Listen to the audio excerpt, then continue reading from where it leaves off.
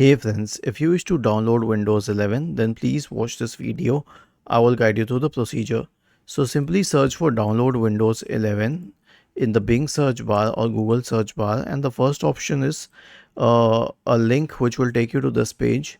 On this page you will find the Windows installation assistant, and you can simply click on download now. So you are not downloading Windows 11, you are downloading its installation assistant. Okay, or you can download the Windows installation media if you wish to do it using a CD, DVD or a pen drive, or you can create its ISO. Now why can you not just download Windows 11 on your computer? So the thing is that you can upgrade to Windows 11 from Windows 10.